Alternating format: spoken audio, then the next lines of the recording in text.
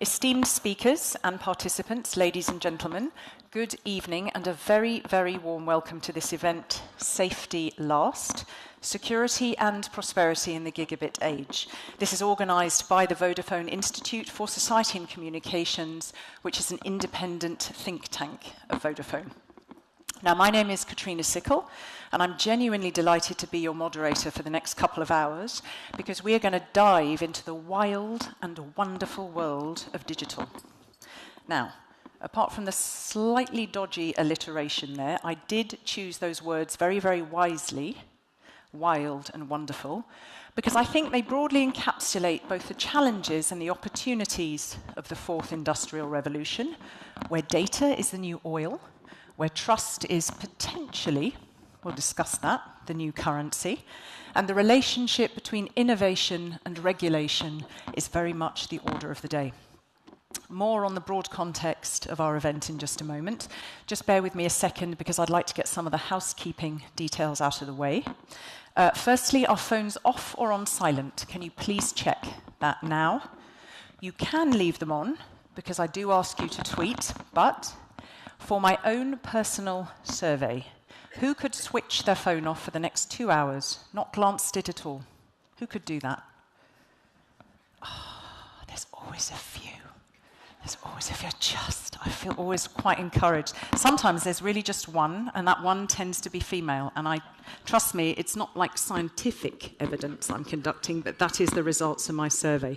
So, if you leave them on silent, exercise your thumbs, hashtag Gigabit Society, and put out there some nice pearls of wisdom.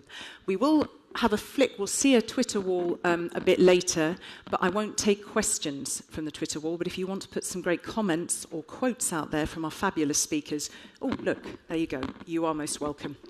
Secondly, since safety and privacy are a couple of the buzzwords of this event, it does behove me to let you know that we are being both photographed and videoed, okay? So if you do not want to be captured on film, you may politely decline. You do not have to run away in horror, okay? You just say no, or do a bit of a paparazzi kind of celeb thing, all right? So, you know who I am, Katrina. Can I quickly take a read of the room to find out a little bit about who you are? This is a very, again, non-scientific exercise. It's kind of like a very big visual, physical Venn diagram, because you're going to fit into different groups. But let's start with the brainy academics. Apart from the professor, where are the academics amongst you? Who's on their 9th? Look, you're very subtle there. Anybody else? Academics? Academics? Academics? Okay. Okay. Entrepreneurs. I kind of think we're all entrepreneurs, but if you had to label yourself an entrepreneur, you see, now that tells you something. Freud would have a field day. They're mostly in the front row, okay, and the second row, okay. Technology experts, digital whizzes, where are you? I told you it's a Venn diagram. Please tell me there's more than two. We do know what event we're at, right? Okay. All right. Policymakers, if you dare raise a policymaker who we have on the last panel, policymaker, slightly diagonal there, not sure why that is, looking over each other's shoulders, don't know what that is. Okay. Public affairs gurus. Public affairs gurus, okay. And NGOs? Oh, public affairs gurus over there, okay. Sitting alone in the dark. NGOs. Vocal NGOs. NGO for entrepreneurship and education. University. Oh, okay. Interesting. Okay. Media. Media. Sorry, I went media. Media. Is it just you, sir? Oh, and here. Okay. Thank you very, very much. Genuinely, it helps me understand better who I am speaking with, and also for our speakers to get a better idea. Now, we do have brilliant speakers. I have to say that the organisers have put together a real smorgasbord of brains, okay? So we're going to kick off in just a moment with an official welcome, and then we're going to do a whistle-stop tour. We're going to hear from an award-winning Harvard professor. I think you're here on the front row. We've got elevator pitches from 3 dynamic innovators, future shapers. Where are you? See, they're all sitting together here. They're very obedient. We've got a little video, and then we've got a whistle-stop panel debate which tackles the big questions with 4 fabulous, gotta say this, female brains, because it's so rare that I get a panel with 4 women. So yes, I'm going to shut up in just a moment. Bear with me just a moment longer for a little bit of context, so we know kind of that we're all on the same page and what some of the parameters are of the discussion. From a sort of a bigger, broader European picture, I think the EU could be considered quite a leader in privacy. There are many EU actions when it comes to privacy that are being even emulated across the world, places like Brazil, places like Japan. We know that GDPR is coming in May, June. We know there's an ongoing debate, e-privacy regulation. We've got artificial intelligence as a new trending topic. So all of that is out there, all of that is happening.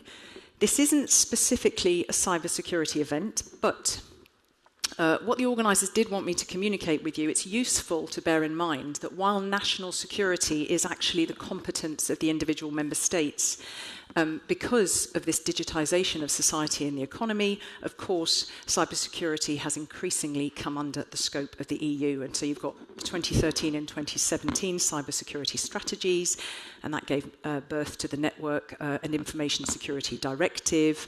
And then we're going a step forward, you've got a Cybersecurity Act coming out, and an agency being created, and a certification framework. So there's a lot going on at EU level.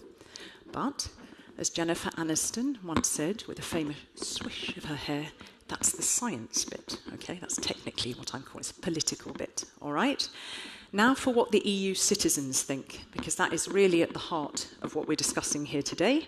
And I just want to let you know that a Eurobarometer survey that was released, that came out last year, revealed that 75% of respondents think the most recent digital technologies have a positive impact on the economy.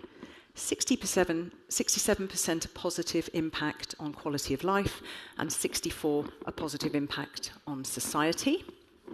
And 41% think the EU is best placed to take effective action to address the impact of the most recent digital technologies. Okay?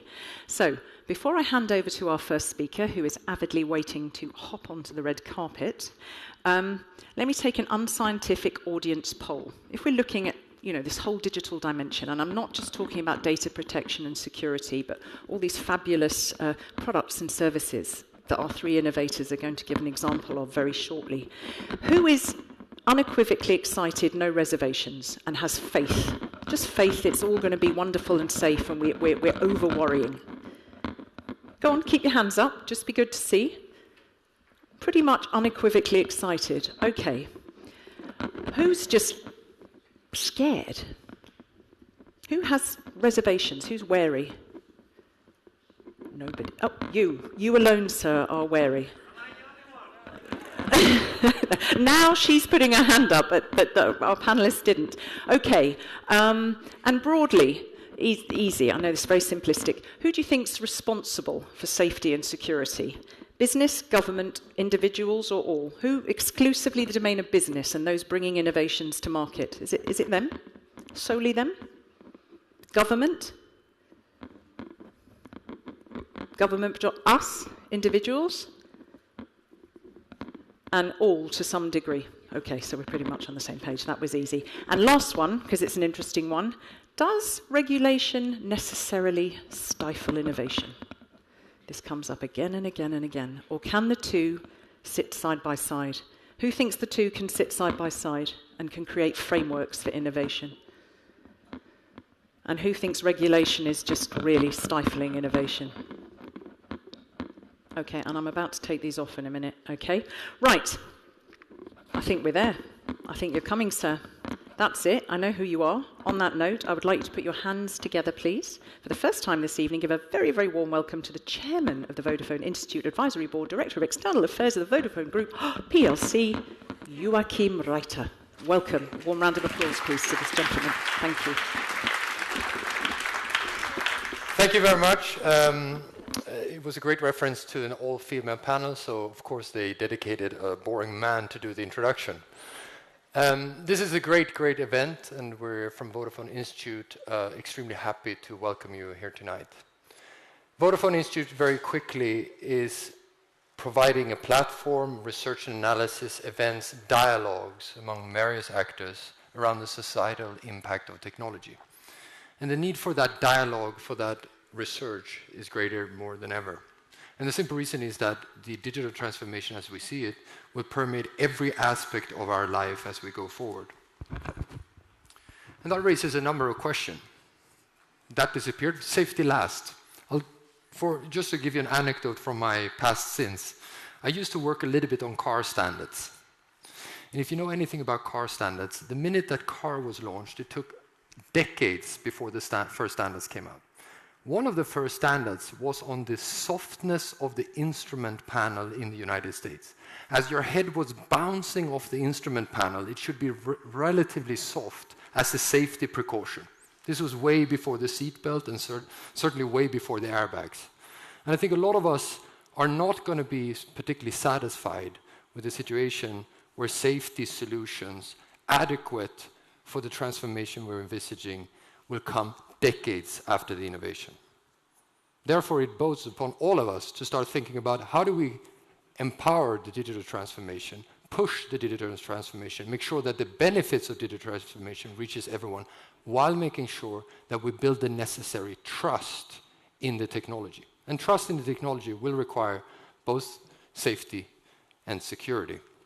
And that's a big question. Vodafone Institute, as a preparation of this event, did a survey from 5 member states. I'm Swedish, so of course the Swedes came out odd in this survey, trusting the government and trusting everyone in technology. But most actually were not that enthusiastic or even somewhat enthusiastic about the technology, only 44%. Out of the people that we surveyed, government only came 3rd place in terms of being trusted to manage the transformation. Consumers themselves wanted the responsibility of, if you want, making sure that it's secure and safe. And that's a big transformation shift, particularly in Europe, where we have always relied on the government to make sure that we live in a society which is safe and secure.